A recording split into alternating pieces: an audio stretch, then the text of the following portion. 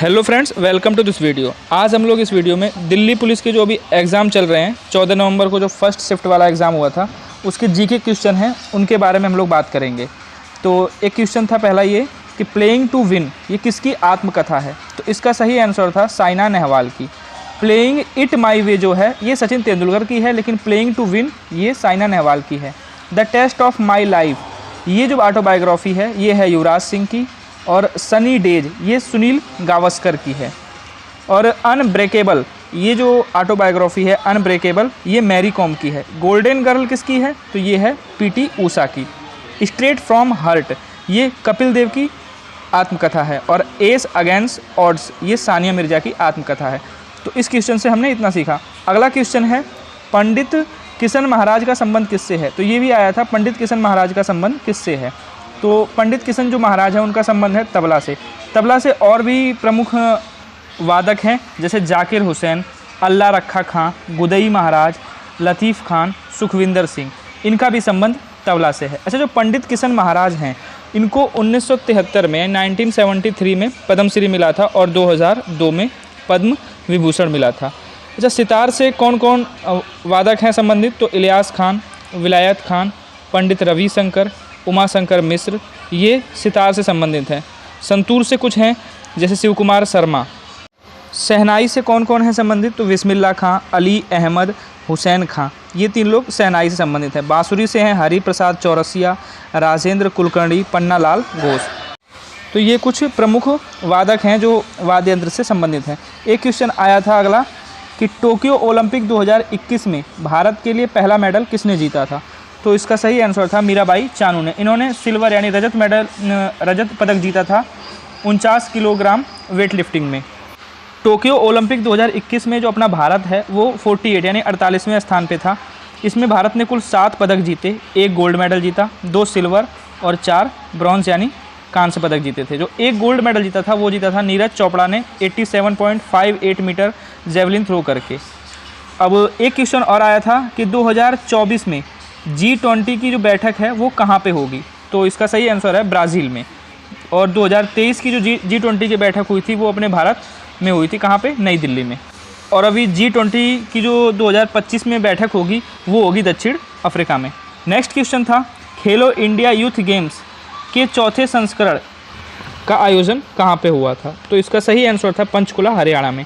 ये 2021 में आयोजित हुए थे। अच्छा, खेलो इंडिया यूथ गेम्स का जो पहला संस्करण है वो 2018 में हुआ था नई दिल्ली में। दूसरा संस्करण इसका हुआ था 2019 में पुणे में। और तीसरा हुआ था गुवाहाटी असम में 2020 में। और चौथा हुआ था 2021 में पंचकुला हरियाणा में। और पांचवा संस्करण 2023 में एमपी में हुआ है। इसमें पहले नंबर पर रहा महाराष्ट्र 161 पदकों से। और हरियाणा दूसरे नंबर पर रहा, इसने 128 पदक हासिल किए। और मध्य प्रदेश 96 पदक हासिल करके तीसरे नंबर पर रहा। अगला क्वेश्चन था सांची के स्तूप में कितने तोरण हैं। तो इसका सही आंसर है 4। जो सांची का स्तूप है इसको अशोक ने बनवाया था। ये कहाँ पे है तो मध्य प्रदेश में है। सांची के स्तूप को यूनेस्को विश्व धरोहर में 1989 में शामिल किया गया था। अगला क्वेश्चन है रेहला किताब किस भाषा में लिखी गई है। तो इसका सही आंसर है अरबी भाषा में। इसको लिखा था इब्न बतूता ने। ये एक मोरक्को यात्री था जो मोहम्मद बिन तुगलक के शासनकाल में भारत आया था। अगला क्वेश्चन है NH10 ये कहाँ से शुरू होता है। देखिए यहाँ पे कन्फ्यूजन है कि NH10 पूछा था या NW10 पूछा था। तो NH10 है जो, पहले बात कर लेते हैं NH10 के बारे में। ये शुरू होता है पश्चिम बंगाल के सिलीगुड़ी से और सिक्किम के गंगटोक तक जाता है। और अगर आपसे ये पूछा जाता है कि सबसे लंबा नेशनल हाईवे कौन सा है तो वो है NH44। ये श्रीनगर से कन्याकुमारी तक जाता है। और सबसे छोटा नेशनल हाईवे है NH47A। इसकी लेंथ है 6 किलोमीटर। अब बात कर लेते हैं नेशनल वाटरवेज़ की यानी NW की। तो सबसे जो लंबा नेशनल वाटरवे है वो है NW1। ये इलाहाबाद से हल्दिया तक है। ये 4 राज्यों से होके गुजरता है, यूपी, बिहार, झारखंड और पश्चिम बंगाल। इसकी जो कुल लंबाई है वो है 1620 किलोमीटर। और भारत का सबसे छोटा जो जल मार्ग है यानी नेशनल वाटरवेज़ है वो है NW69। ये इसकी लेंथ है 5 किलोमीटर। ये तमिलनाडु से गुजरात तक है। और NW10 जो है ये अम्बा नदी महाराष्ट्र से शुरू होता है। अब अगला क्वेश्चन था इसमें भारत में सर्वाधिक वर्षा वाला स्थान कौन सा है? तो वो है मौसिनराम, मेघालय में। और सबसे कम जो वर्षा होती है वो होती है लेह में। अगला क्वेश्चन था 5 ईयर प्लान कहाँ से लिया गया है, यानी जो पंचवर्षीय योजना है वो भारत के संविधान में कहाँ से ली गई है? तो वो रूस के संविधान से ली गई है। अच्छा, रसिया जो है वहाँ से 5 ईयर प्लान और मौलिक कर्तव्य, दो चीज़ें भारत के संविधान में ली गई हैं। मौलिक कर्तव्य का जो उल्लेख है वो भाग 4A के अनुच्छेद 51A में शामिल है। और जो ब्रिटेन है वहाँ से लिया गया है एकल नागरिकता, संसदात्मक शासन प्रणाली, कानून का शासन, द्विसदनवाद। ये ब्रिटेन के संविधान से लिया गया है। जापान के संविधान से लिया गया है कानून द्वारा स्थापित प्रक्रिया। और जो अमेरिका है वहाँ से लिया गया है मौलिक अधिकार, प्रस्तावना, राष्ट्रपति और उस पर महाभियोग लगाना, उपराष्ट्रपति का पद, न्यायपालिका की स्वतंत्रता, ये अमेरिका के संविधान से लिया गया है। जर्मनी के संविधान से आपातकाल के दौरान जो राष्ट्रपति की शक्तियाँ हैं वो जर्मनी के संविधान से लिया गया है। और ऑस्ट्रेलिया का जो संविधान है वहाँ से संसद के दोनों सदनों की जो संयुक्त बैठक है वो ऑस्ट्रेलिया के संविधान से ली गई है। प्रस्तावना की भाषा भी ऑस्ट्रेलिया के संविधान से ही ली गई है। और समवर्ती सूची, केंद्र और राज्य के बीच में जो संबंध है और जो शक्तियों का विभाजन है, केंद्र राज्य के बीच की शक्तियों का जो विभाजन है वो भी ऑस्ट्रेलिया के संविधान से ही लिया गया है। अच्छा, भारत में जो पंचवर्षीय योजना है इसकी शुरुआत हुई थी 1951 में। उस समय भारत के जो तत्कालीन प्रधानमंत्री थे वो थे जवाहरलाल नेहरू। और जवाहरलाल नेहरू को भारत रत्न मिला था 1955 में। अगला क्वेश्चन है प्यादा शब्द किस खेल से संबंधित है? तो सही आंसर था इसका शतरंज से। और अन्य शब्द हैं जैसे चेकमेट, बिशप, गैम्बिट, ये भी शतरंज से ही संबंधित है। शतरंज में 64 खाने होते हैं, 32 ब्लैक और 32 वाइट। अगला क्वेश्चन था एक ताज महोत्सव कहाँ मनाया जाता है? तो वो उसका सही आंसर था उत्तर प्रदेश में। और नेक्स्ट क्वेश्चन था लोकसभा और राज्यसभा की जो संयुक्त बैठक है वो कौन बुला सकता है? तो इसका सही आंसर था राष्ट्रपति। उसको ये जो अधिकार है इसके बारे में उल्लेख है आर्टिकल 108 में, यानी 108 में। प्रधानमंत्री मुद्रा योजना कब शुरू हुआ था? तो इसका सही आंसर था 8 अप्रैल 2015 को। तो प्रधानमंत्री मुद्रा योजना इसकी शुरुआत 8 अप्रैल 2015 को हुई थी। अगला क्वेश्चन था भरतनाट्यम कहाँ का शास्त्रीय नृत्य है? तो इसका सही आंसर था तमिलनाडु का। शास्त्रीय नृत्यों की संख्या है 8। भरतनाट्यम है तमिलनाडु का, ओडिसी है उड़ीसा का, मणिपुरी मणिपुर का है, कुचिपुड़ी आंध्र प्रदेश का है, कथक उत्तर प्रदेश का है, और केरल के हैं कथकली और मोहिनी अट्टम, और असम का है सत्रिया।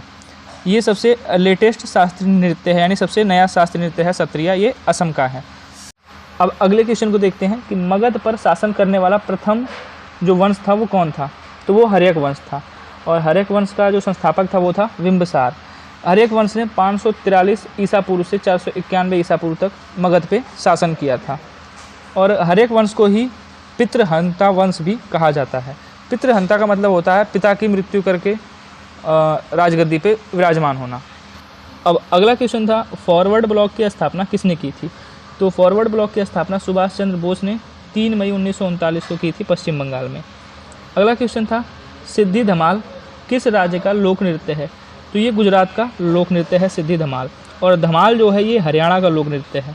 असम के कुछ प्रमुख लोक नृत्य हैं जैसे बुगुरुम्बा, खेल गोपाल, कली गोपाल, नट पूजा, बिहू, ये असम के लोक नृत्य हैं। अरुणाचल प्रदेश के हैं मुखौटा, वांचो, पासी, ये अरुणाचल प्रदेश के लोक नृत्य हैं।